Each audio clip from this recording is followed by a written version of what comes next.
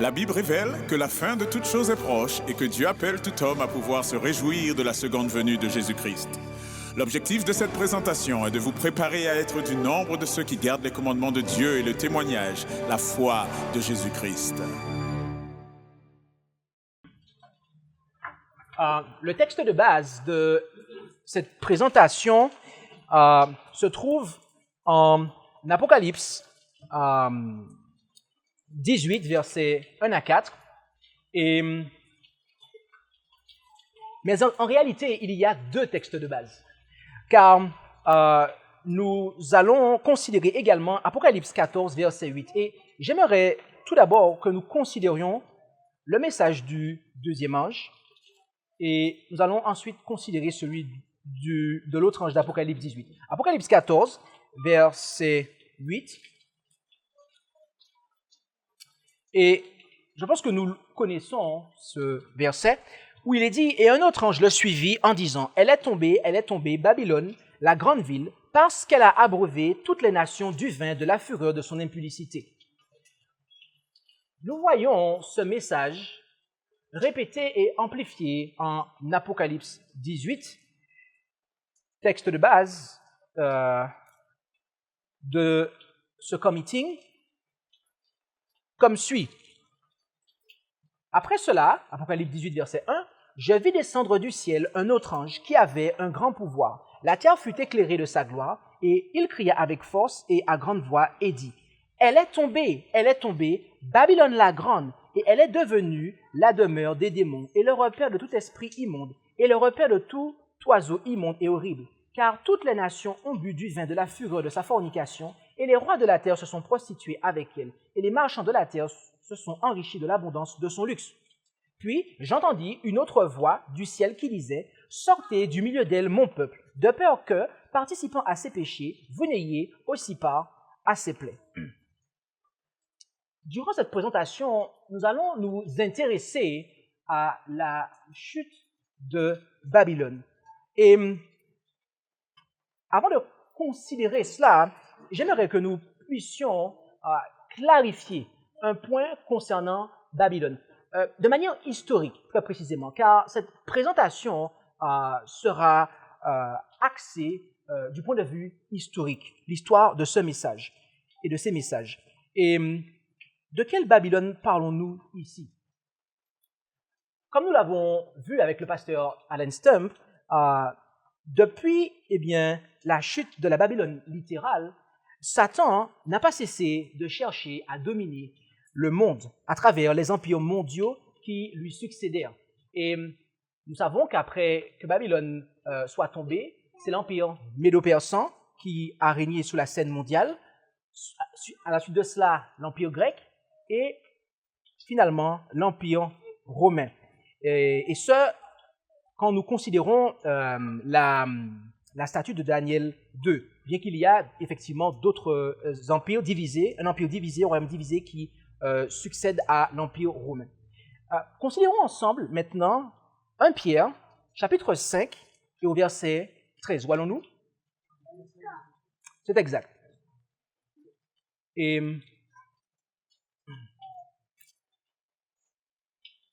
1 Pierre 5, verset 13, où nous lisons là que la communauté des élus qui est à Babylone et Marc, mon fils, vous salue. La Babylone littérale était déjà en ruine au 1er siècle,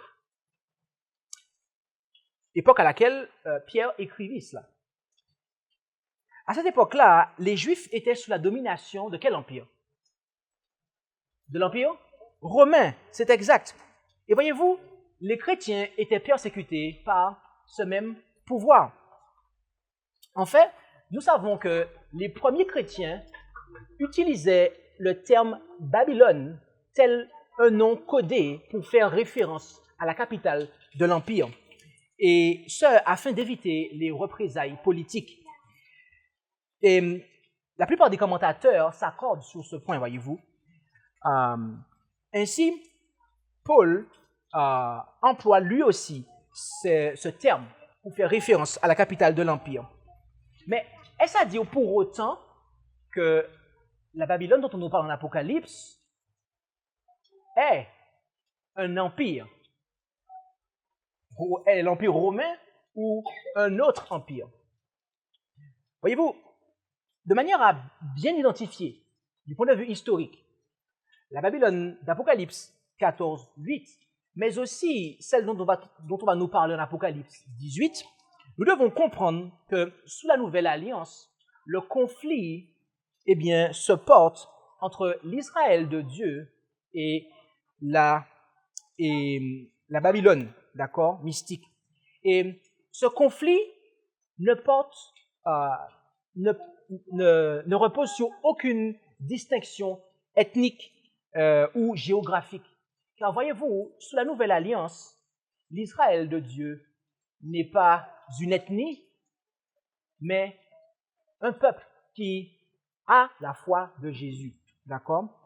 Car l'Israël de Dieu est son Église, tous ceux qui embrassent la foi de Jésus.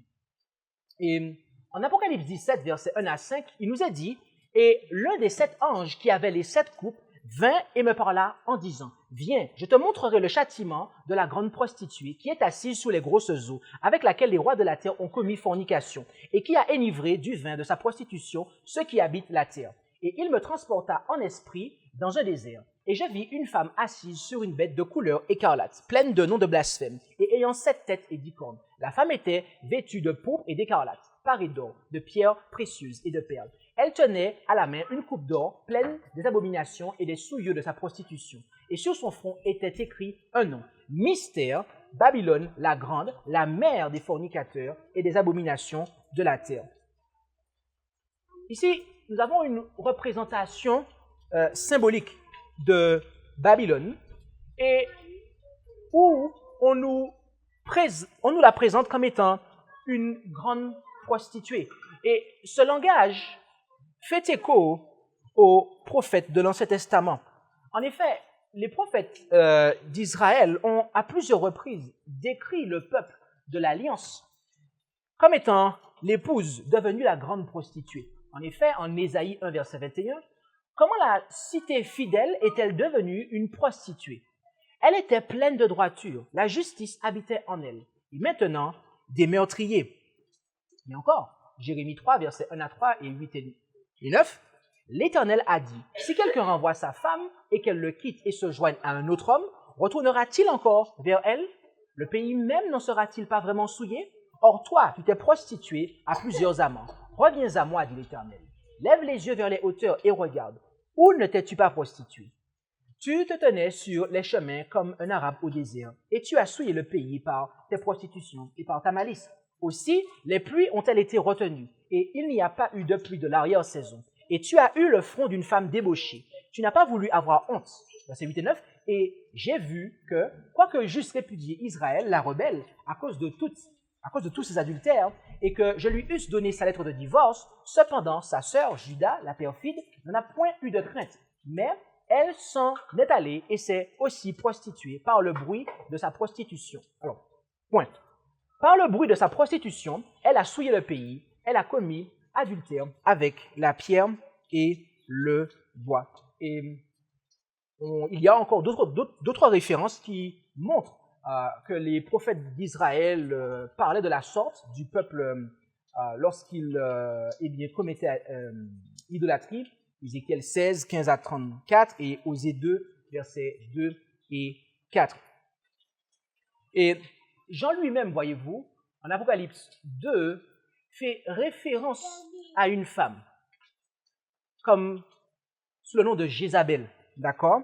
Et en faisant référence, tout du moins en citant Jézabel, son exemple, lui aussi fait référence à la Babylone spirituelle comme étant une mère prostituée et meurtrière, d'après ce que l'on lit en Apocalypse 2, versets 20 à 23, et aussi du verset 3 à 6. Et voyez-vous, lorsque l'Apocalypse nous parle de la sorte, nous avons là une antithèse de la femme qui nous est présentée en Apocalypse 12. La femme dont les enfants sont persécutés. Ainsi, en Apocalypse, Babylone, lorsque nous considérons du point de vue historique, est associée à une église infidèle et déchue plutôt qu'à un empire. D'accord? Et en nous rappelant ce que nous avons lu en Apocalypse 17, versets 1 et 2, nous voyons qu'il s'agit d'une église qui est associée au pouvoir civil, car on nous parle qu'elle a des relations avec les rois de la terre.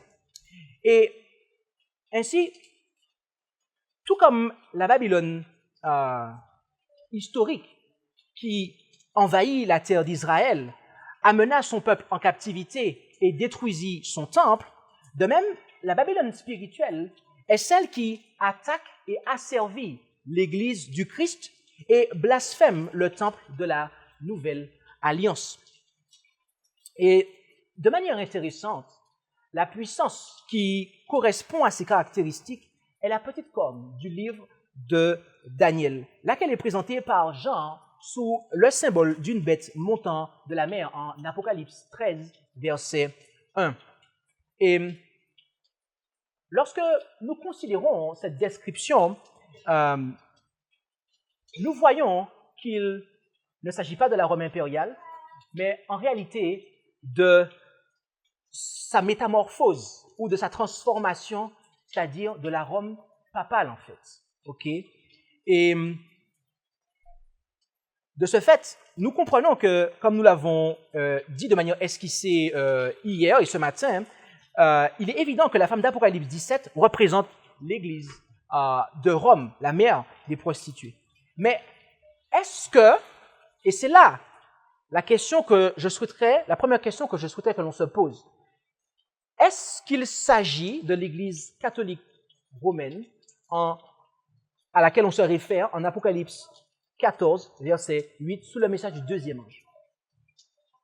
Nous l'avons dit précédemment. La réponse. Alors on dit Apocalypse 17, oui. Mes amis, ces messages, le triple message qui ont commencé à être proclamés du point de vue historique au début du 19e siècle, d'accord? Eh bien, à ce moment-là, l'Église de Rome était déjà infidèle et déchue bien avant le 19e siècle.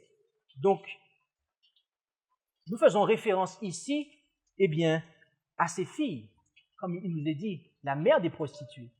Les églises qui ont suivi sa conduite, d'accord? Les églises dites protestantes qui ont en fait cessé de protester et qui ont suivi en fait l'exemple de la grande Babylone.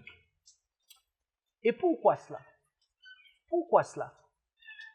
Simplement parce qu'elles ont refusé le message du premier ange.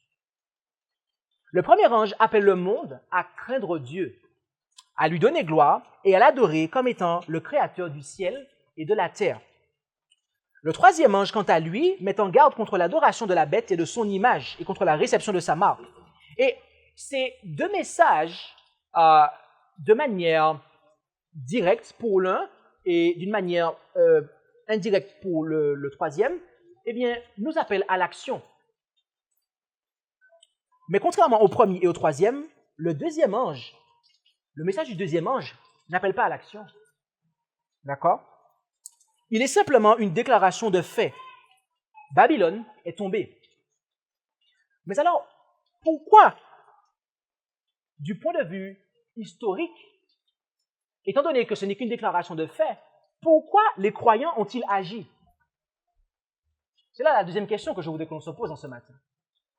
Pourquoi ce message, qui ne fait que déclarer quelque chose, a conduit les croyants à agir? Du point de vue historique, ce message fut premièrement prêché par les adventistes millérites durant l'été de 1844 et il fut appliqué aux églises protestantes qui rejetèrent le message du premier ange concernant le jugement, lequel est la raison pour laquelle les hommes doivent craindre Dieu et lui donner gloire. En d'autres termes, la prédication du jugement investigatif est une composante de l'évangile éternel. Et Ceux qui ont prêché ce message pour la première fois lui ont toujours associé les paroles du verset 4 d'Apocalypse 18, à savoir « Sortez du milieu d'elle, mon peuple ». Et à ce propos, considérons le témoignage du pasteur James White. Dans l'ouvrage « Le message du troisième ange », pages 9 et 8, édité par La Voix vivante, nous lisons « Le premier message était d'abord destiné aux églises, mais rapidement, leurs journaux religieux refusèrent de le publier et leurs maisons d'adoration lui fermèrent leurs portes. En agissant ainsi, elles chassèrent la bonne nouvelle éternelle du royaume de Dieu. Et lorsque cela fut accompli, Jésus ainsi que l'Esprit de vérité les laissa pour toujours et les églises, Babylone, tombèrent. Dans toutes ces églises, seules quelques âmes vivantes avaient accepté le message de l'avènement. Celles dont le manger et le boire, dont la vie même était de parler du retour de Jésus ainsi que de la restitution. Mais il ne leur fut pas permis de rendre témoignage. C'est alors que la voie fut préparée pour le deuxième message. Elle est tombée, Babylone, sortez du milieu d'elle, mon peuple. Chaque croyant en l'avènement sait que nous avons entendu ce message. Nous n'avons pas oublié les excellents sermons qui ont été prêchés et publiés sur ce sujet par l'ancien Joseph March et plusieurs autres. Nous n'avons pas non plus oublié l'effet que ce message eut sur le peuple de Dieu, car ce dernier lui obéit et se dépêcha de quitter les églises. Qu'il s'agisse de l'époque ou de l'endroit, cette prophétie s'est parfaitement accomplie. Certains nous disent que Babylone ici est l'église catholique romaine, mais le peuple de Dieu n'était pas dans cette église. Le premier message était destiné aux églises, à partir des environs de 1840 jusqu'en 1843. Puis, un deuxième ange le suivit. Par conséquent, le message « Elle est tombée, Babylone, sortez du milieu d'elle, mon peuple » fut annoncé en 1844. Nous l'entendîmes de nos propres oreilles. Nos voix le proclamèrent. Nos êtres entiers sentirent sa puissance. Et de nos yeux, nous vîmes son effet. Aussi, le peuple de Dieu qui était oppressé rompit les liens qui les maintenaient dans les différentes sectes et il s'échappa de Babylone. Remarquez comment Pasteur White, ici, nous parle du message et qu'il associe Apocalypse 14, 8 au verset 4 d'Apocalypse 18. C'est-à-dire, elle est tombée et sortée.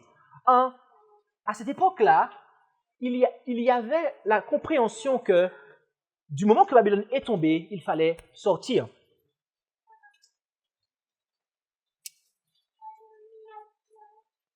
Alors, je vous repose la question. Pourquoi la chute de la Babylone spirituelle en 1844 impliqua-t-elle le fait d'en sortir? Étant donné que le message que Dieu envoie n'est qu'une déclaration de fait. Notez que la chute morale n'est pas la destruction. Je répète, notez que la chute morale n'est pas la destruction, mais la sentence. Or, la sentence de la Babylone historique fut rendue avant sa destruction. Comme nous pouvons le lire en Daniel, chapitre 5, du verset 22 au verset 31. Où allons-nous? C'est exact.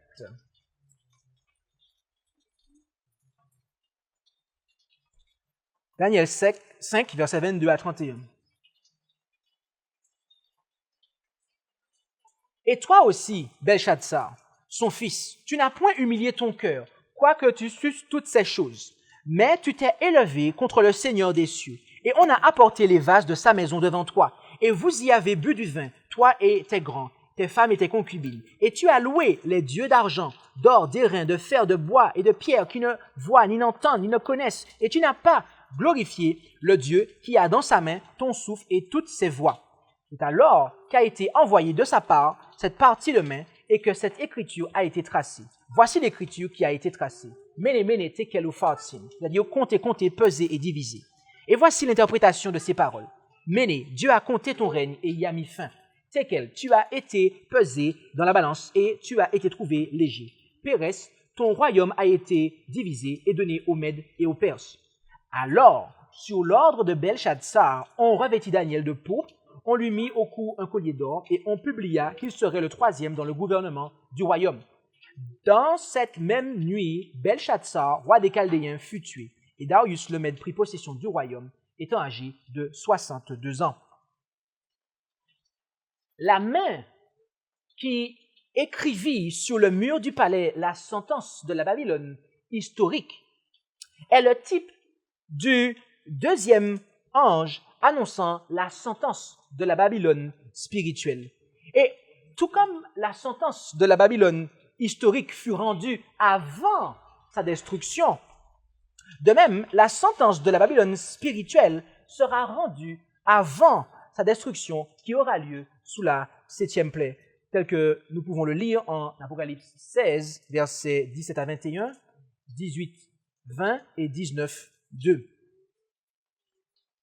Les amis, je désire vous poser une question. Sommes-nous prêts à rester dans un endroit déclaré par le ciel comme étant corrompu?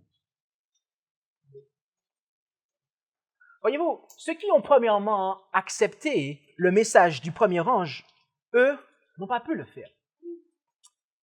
Et cela devient plus clair quand on considère la raison pour laquelle Babylone est tombée. Dans le message du deuxième ange, en Apocalypse 14, 8, il nous est dit car elle a abreuvé. D'accord? Et le terme qui est traduit par abreuver vient du grec potizo, ok?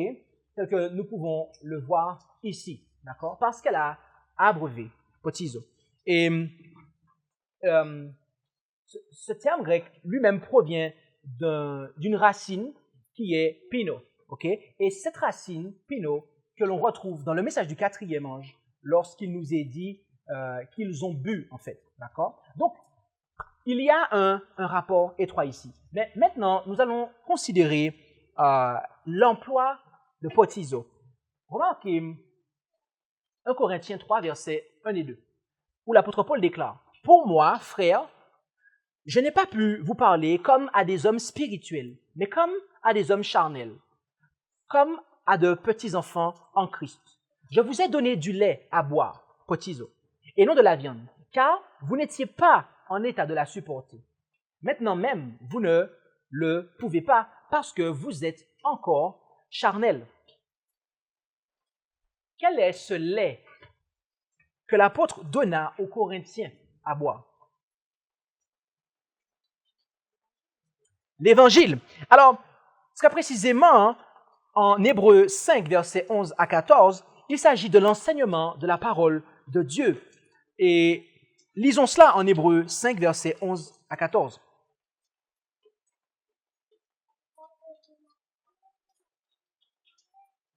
Hébreux 5, 11 à 14. Au sujet, donc, Melchisédek, au sujet de qui nous avons beaucoup de choses à dire, qui sont difficiles à expliquer, parce que vous êtes devenus lents à comprendre. En effet, tandis que vous deviez être maître depuis longtemps, vous avez encore besoin d'apprendre les premiers éléments des oracles de Dieu. Et vous en êtes venus à avoir besoin de lait et non de nourriture solide.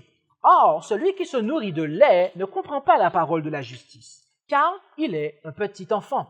Mais la nourriture solide est pour les hommes faits, pour ceux qui, par l'habitude, ont le jugement exercé à discerner le bien et le mal. Et comparons cela avec ce que nous lisons en 1 Pierre, chapitre 1, verset 25, jusqu'au chapitre 2, verset 2. Où allons-nous?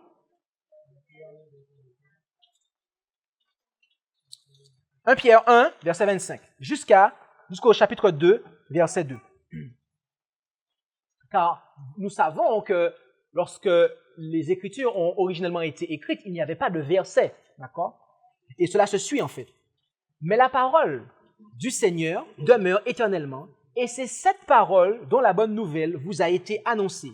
Ayant donc renoncé, et le donc justifie cette lecture que nous faisons, ayant donc renoncé à toutes sortes de malices, de fraude, de dissimulation, d'envie et de médisance, désirez avec ardeur comme des enfants nouvellement nés, le lait spirituel et pur, afin que vous croissiez par son moyen.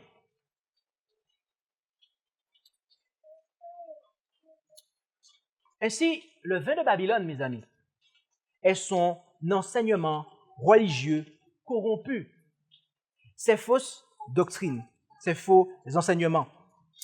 Et durant la première partie de cette présentation, nous avons vu que le message du deuxième ange est en fait la réponse de Dieu, la réponse que Dieu apporte à ceux qui rejettent le message du premier ange.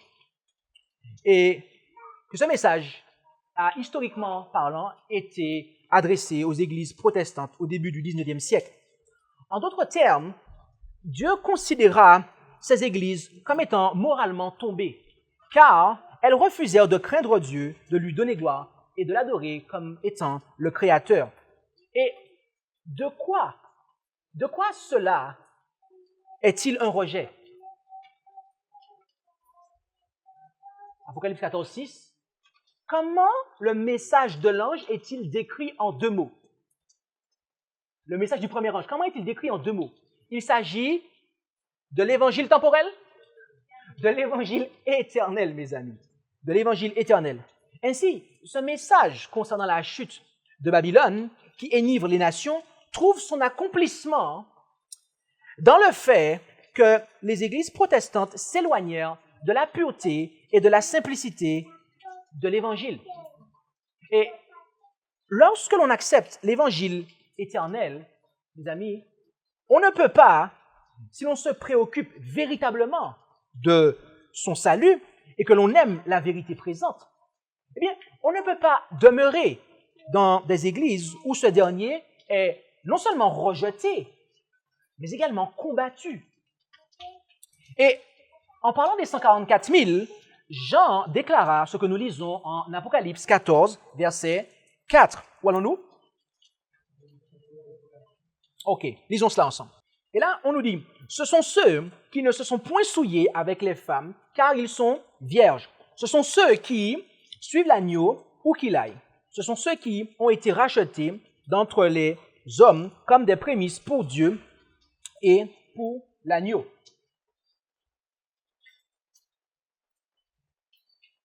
Le terme qui, ici, dans ce verset, est traduit par souillé, vient du grec molino, comme affiché à l'écran. Et ce terme grec, molino, n'apparaît que 3 fois dans le Nouveau Testament. Une fois en Apocalypse 14, verset 4, que nous venons de lire. Une fois en Apocalypse 3, verset 4, où il est dit « Tu as aussi à Sardes quelque peu de personnes qui n'ont point souillé, molino, leurs vêtements, et qui marcheront avec moi en vêtements blancs, car ils en sont dignes. » Et une fois en 1 Corinthiens 8, verset 7. Mais nous allons, car cela est intéressant pour nous, lire à partir du verset 6. Et faites bien attention à cette lecture. Lisons 1 Corinthiens 8, 6 et 7. Toutefois, nous n'avons qu'un seul Dieu, le Père, duquel procèdent toutes choses, et nous sommes pour lui, et un seul Seigneur, Jésus-Christ, par lequel sont toutes choses, et nous sommes par lui. Mais tous n'ont pas cette connaissance, car quelques-uns, dans l'opinion qu'ils ont encore à présent de l'idole, mangent une chose comme sacrifiée à l'idole, et leur conscience, étant faible, en est souillée. Molina. Ici, l'apôtre Paul déclare que ceux qui n'ont pas la connaissance de Dieu le Père et de Jésus-Christ finissent par avoir une conscience souillée. Les amis, se souiller avec les femmes prophétiques, c'est-à-dire perdre la connaissance de Dieu et de Jésus en raison des faux enseignements des églises déchues, est la dernière chose à faire si l'on souhaite faire partie des 144 000. Et c'est pour cela que ceux qui ont premièrement annoncé le message du premier ange sont sortis des églises de Babylone en 1844. Et cela se vérifie même dans leurs croyances fondamentales. En effet, dans la version de 1889, ils croyaient qu'il n'y a qu'un seul Dieu, un être personnel, spirituel, le créateur de toutes choses, omniprésent, omniscient et éternel, infini en sagesse, en sainteté, en justice, en bonté, en vérité et en miséricorde, immuable et partout présent par son représentant, le Saint-Esprit. Psaume 139, verset 7. Mais concernant Jésus, le deuxième point disait qu'il n'y a qu'un seul Seigneur Jésus-Christ, le Fils du Père, celui par qui il créa toutes choses et par qui elles subsistent, qu'il prit sur lui la nature de la semence d'Abraham pour la rédemption de notre race déchue. Voilà ce que croyaient ceux qui ont accepté le message du premier ange et qui, de ce fait, n'étaient pas concernés par le message du deuxième ange. C'est-à-dire, parce que oui, vous avez bien compris, lorsque vous avez accepté le message du premier ange, vous n'êtes pas concerné par le message du deuxième ange, puisque le message du deuxième ange, c'est la réponse à ceux qui ont rejeté le message du premier ange. Ok? Et voilà ce que croyaient mes amis. Voilà ce que croyaient ceux qui n'étaient pas concernés par le message du deuxième ange. Voilà dans quoi Dieu les a conduits. D'accord? Mais plus tard, il semble que la conscience ait été souillée. En effet, car dans la croyance fondamentale numéro 2, eh bien, la connaissance de Dieu a été perdue, car on nous parle maintenant de la Trinité. Il y a un seul Dieu, Père, Fils et Saint-Esprit, unité de 3 personnes co-éternelles. Cela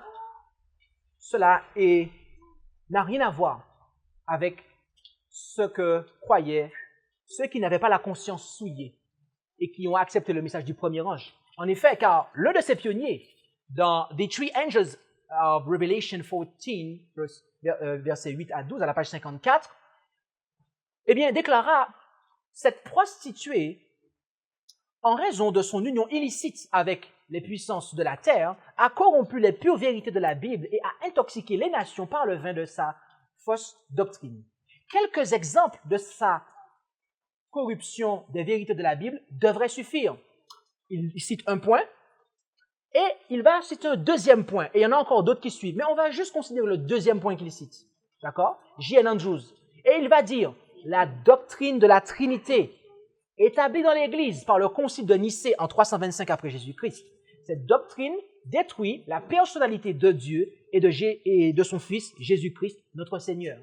Les mesures infâmes par lesquelles elle fut imposée à l'Église, lesquelles apparaissent sur les pages de l'histoire ecclésiale, devraient faire rougir tout croyant en cette doctrine. Voilà ce que pouvait écrire un homme qui, historiquement parlant, avait accepté le message du premier ange et de ce fait n'était pas concerné par celui du deuxième.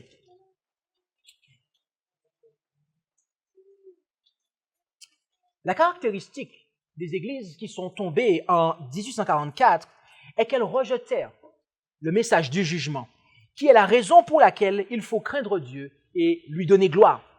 Or, le jugement n'est qu'une facette, n'est qu'une face, ou est l'autre aspect de l'œuvre du Christ, dont l'autre face est la purification du sanctuaire. Autrement dit, rejeter la purification du sanctuaire revient à rejeter également le message du premier ange. Vous avez compris cela? Vous avez l'œuvre du Christ dans le ciel. Et il y a deux aspects, l'aspect du jugement et l'aspect de la purification. Or, le message du premier ange nous parle du jugement qui est venu. Ok? Donc, de ce fait, rejeter l'une des deux faces, l'une des deux aspects, revient à rejeter le message du premier ange. Donc, si je rejette le message du jugement, je rejette de manière assez claire le message du premier ange. Mais si je rejette aussi l'autre aspect qui va avec, la purification, je rejette également aussi le message du premier ange. Vous m'avez suivi? OK. Alors, considérons la compréhension que ceux qui n'ont pas été concernés par le message du deuxième ange ont développé, que Dieu a conduit à développer concernant le sanctuaire. Dans le point numéro 2 de la croyance fondamentale, il déclare qu'il y a un seul Seigneur Jésus-Christ, le Fils du Père éternel, qui, à la fin de son œuvre en tant que prêtre, avant qu'il ne s'assoie sur son trône en tant que roi, il fera la grande expiation pour les péchés de tous ceux qui sont venus à lui dans la repentance. Et leurs péchés seront alors effacés, Acte 3, 19, et emportés du sanctuaire. Ici, nous voyons qu'il y a, lorsque Christ, rentre dans le lieu très saint du sanctuaire céleste, qu'il fait une grande expiation, d'accord? Donc là, on nous parle qu'il y a une expiation. Ces pionniers croyaient qu'il y avait une expiation qui était faite, Et la messagère Ellen White nous déclara la chose suivante dans l'ouvrage La tragédie des siècles, la page 530, paragraphe 3. Le peuple de Dieu devrait comprendre comment? Parfaitement le sujet du sanctuaire et du jugement. Chacun devrait être au courant de la position et de l'œuvre de notre souverain sacrificateur. Sans cette connaissance, il n'est pas possible d'exercer la foi indispensable en ce temps-ci, ni d'occuper le poste que Dieu nous assigne. Mes amis, nous devons exercer la foi qui convient pour notre temps, d'accord? Et comme nous l'avons vu dans la présentation du pasteur Allen ce matin, présentation qui nous a fait sonder notre cœur, Nous avons véritablement besoin d'avoir Christ en nous. Mais comment pouvons-nous avoir cette foi, mes amis, si nous n'avons pas une connaissance qui nous apporte cette foi, un message qui nous conduit dans une telle expérience?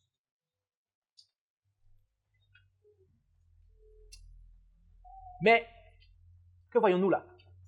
Il semble que le principe de l'évolution a aussi été adopté dans le mouvement adventiste. En effet, car dans les croyances fondamentales modernes, le point numéro 24, remarquons le changement. Il y a dans le ciel un sanctuaire, le véritable tabernacle, dressé par le Seigneur et non par les êtres humains. Dans ce sanctuaire, le Christ accomplit un ministère en notre faveur, mettant ainsi à la disposition des croyants les bienfaits découlant de son sacrifice rédempteur offert une fois pour toutes sur la croix.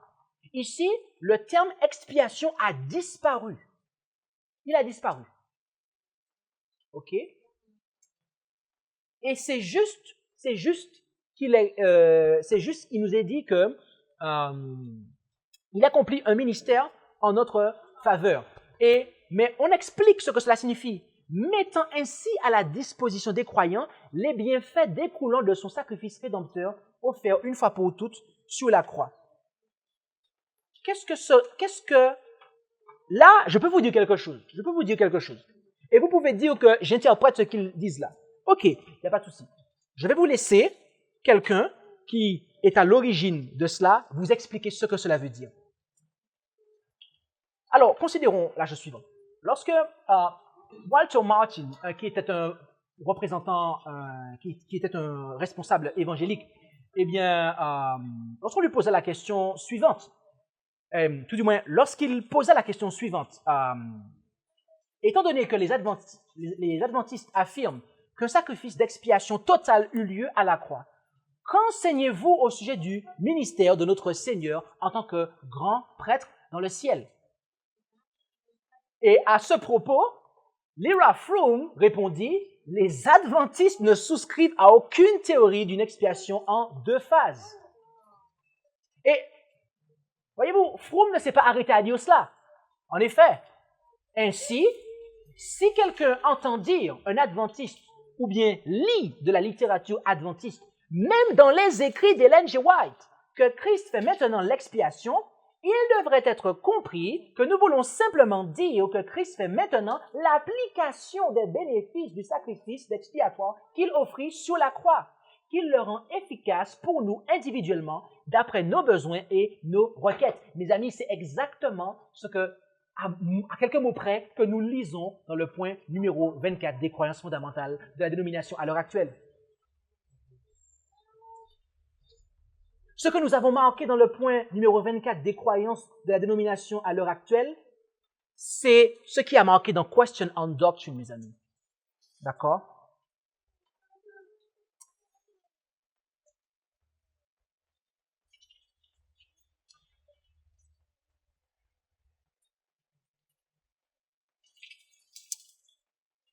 Est-ce que vous voyez qu'effectivement, il y a eu une évolution? Il y a eu une évolution, mes amis. Un changement, une suppression. Une suppression. Et cela est en fait un rejet, mes amis. Cela est un rejet de l'œuvre du Christ dans le sanctuaire. Car on ne croit plus en l'expiation finale. Vous vous rendez compte? Dans le type, le jour s'appelle le jour des expiations. OK? Comment pouvons-nous arriver à la conclusion que, eh bien, dans l'antitype, en fait, il n'y a pas d'expiation qui est faite? C'est comme si que je vous dis que, vous voyez cet arrière-plan? Il est rouge. Il est rouge. OK? Je vous dis qu'il est rouge. Il est rouge. Et je vous le dis tout le temps, pendant des années. Et après, je vous pose la question, de quelle couleur est-il? Vous me dites, ah, il est rouge. Mais c'est vert. Mais on vous a appris que c'est rouge, mes amis. Le jour s'appelle le jour des expiations. Mais il y a des gens qui l'appellent comme ça et qui disent, ah, mais il n'y a pas d'expiation. Pourtant, il s'appelle le jour des expiations. Mais dans l'antitype, aujourd'hui, dans l'adventisme, eh bien, on ne croit plus qu'il y a d'expiation. Ellen White déclara, dans la tragédie des siècles, à la page 413, paragraphe 1, Babylone est appelée la mère des impudiques. Ces filles représentent évidemment les églises qui s'attachent à ces doctrines et à ces traditions, et qui, comme elles, sacrifient la vérité et l'approbation de Dieu pour contracter une alliance illicite avec le monde. Le message annonçant la chute de Babylone concerne des organisations religieuses qui, autrefois pures, se sont corrompues. Arrêtons-nous ici un instant. Elle parle, à son époque, des églises protestantes. D'accord? Et remarquez ce qu'elle dit ici, lorsqu'elle applique le message du deuxième ange. Elle dit, la chute de Babylone concerne des organisations religieuses qui, autrefois pures, se sont corrompues. Et elle nous fait comprendre qu'elle s'attache aux doctrines de la mère et à ses traditions, et qui, comme elle sacrifie la vérité et l'approbation de Dieu pour contracter une alliance illicite avec le monde. Mes amis, je dois vous dire que ce que nous venons de lire là, et ce que nous nous apprêtons à lire, ne s'applique pas simplement aux églises protestantes autour de l'adventisme officiel aujourd'hui. Non. Cela s'applique à la dénomination actuelle aujourd'hui aussi. Au moment de leur naissance, ces églises ont pris noblement position pour Dieu et pour la vérité, et la bénédiction de Dieu a reposé sur elles. Les non-croyants eux-mêmes ont dû reconnaître les bienfaits qui découlent de l'acceptation des principes de l'Évangile. Mais ces églises sont tombées par le péché même qui avait été la cause de la ruine d'Israël, le désir de suivre l'exemple et de gagner l'amitié des impies. Tu t'es confié en ta beauté et tu t'es prostitué à la faveur de ton nom. Ézéchiel 16, versets 14 et 15. J'aimerais, après avoir dit cela, que nous puissions maintenant mettre le doigt sur quelque chose. Pourquoi Babylone est-elle tombée d'après le deuxième ange? Pour quelle raison? C'est voilà, me regarder ne vous servira de rien. Prenons le verset 8 et relisons.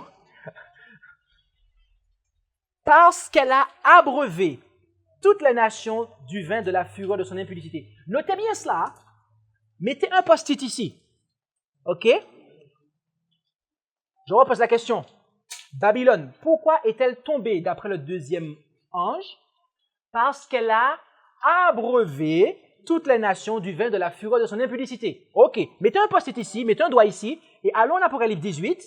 Et maintenant, remarquons la raison pour laquelle Babylone, en Apocalypse 18, est tombée.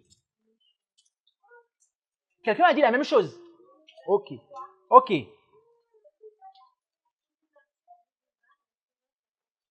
car toutes les nations ont bu du vin de la fureur de sa fornication. Mes amis, cela n'est pas la même chose. Cela n'est pas la même chose. Reconsidérons la chose. Babylone, d'après le deuxième ange, est tombée car elle a abreuvé, c'est-à-dire qu'elle a donné à boire. Mais sous le message du quatrième ange, Babylone est tombée car toutes les nations ont bu. Ils ont accepté. Ils ont accepté. Il y a même une évolution à ce niveau.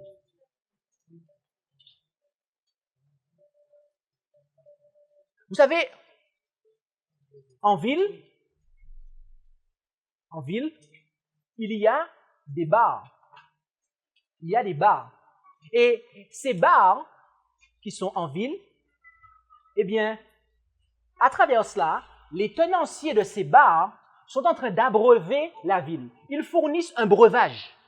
Mais ça ne veut pas dire que toute la ville du tampon va s'abreuver dans ces bars. OK? Parce que je sais que Raymond ne va pas dans ces bars. OK? Je sais que Isabelle ne va pas dans ces bars. Mais, il y a des bars qui servent à boire.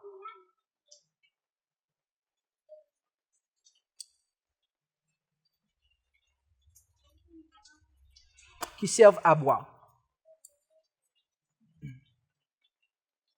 Est-ce que vous pouvez arriver à comprendre ici la différence? C'est qu'arrivé sous le message du quatrième ange, mes amis, là, toutes les nations ont bu.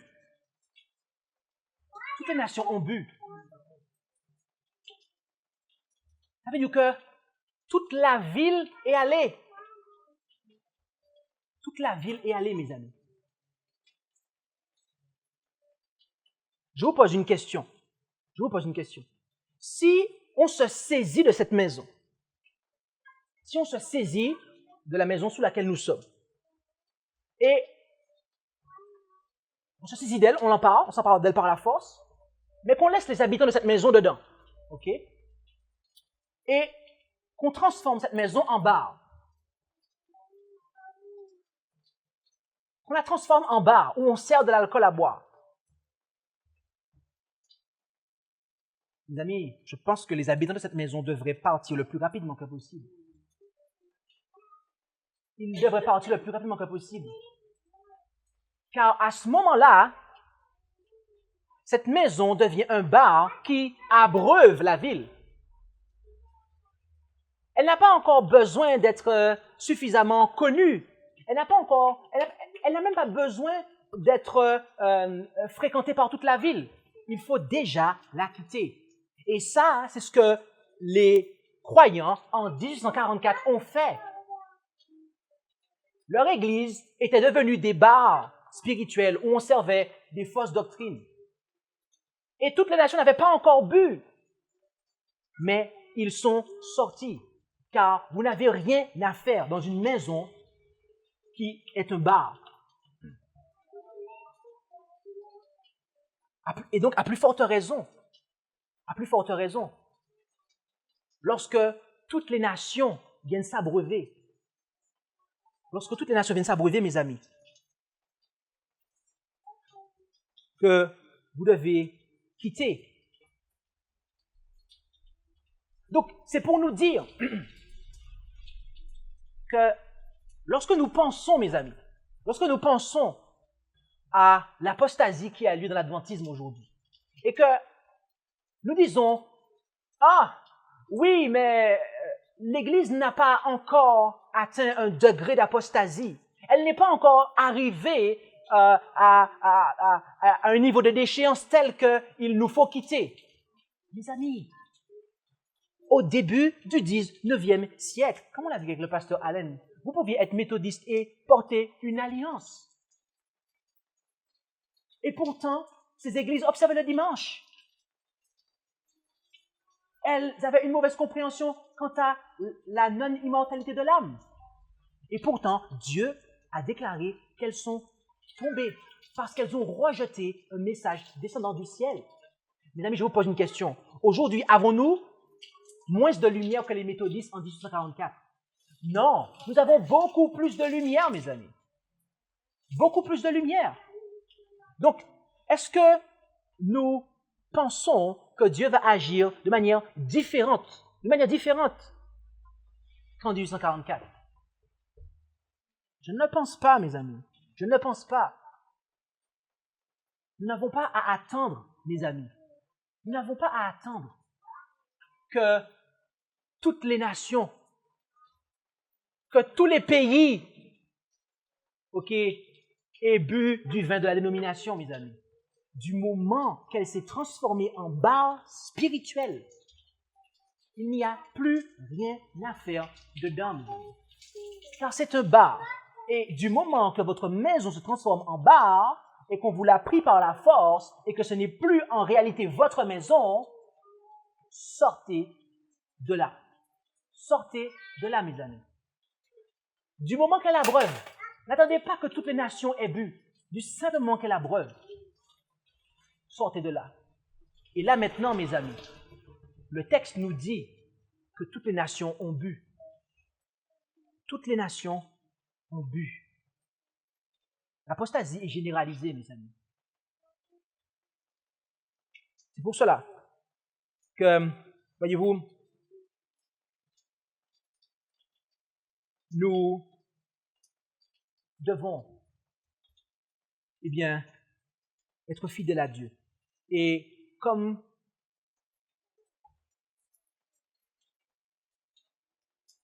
les Hébreux, ne pas accepter le vin du roi. On ne peut pas accepter, mes amis. On ne peut pas. Il nous faut n'avoir aucune part avec le breuvage de Babylone. Et donc, puisse Dieu nous accorder cette compréhension.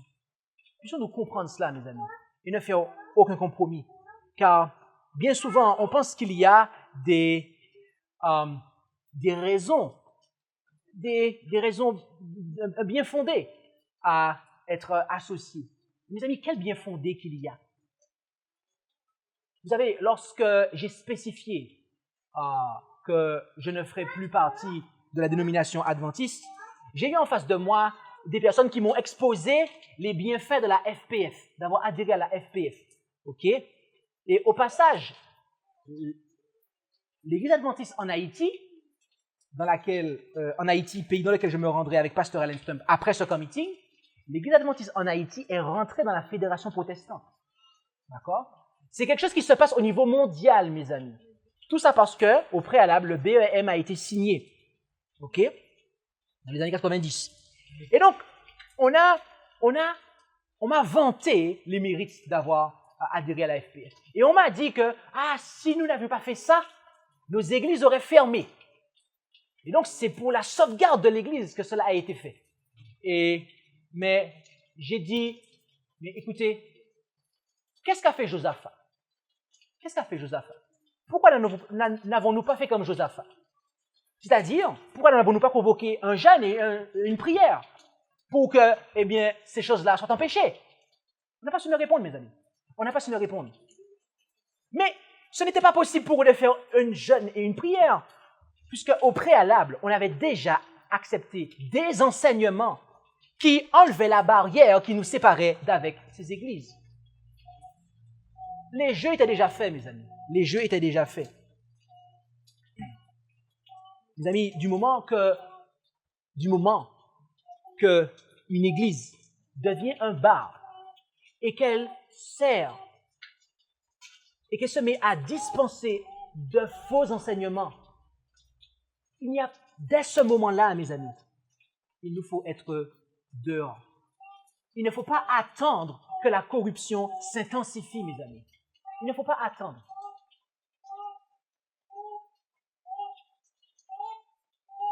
Car en agissant de la sorte, nous ne pourrons pas avoir la conscience pure.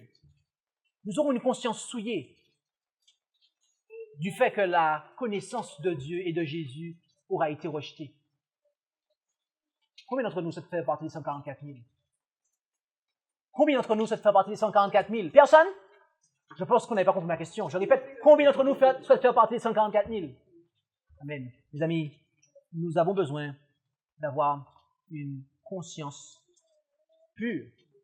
Et pour cela, nous devons nous préserver des influences corruptrices, de toute influence corruptrice, et accepter le message du quatrième ange de sortir.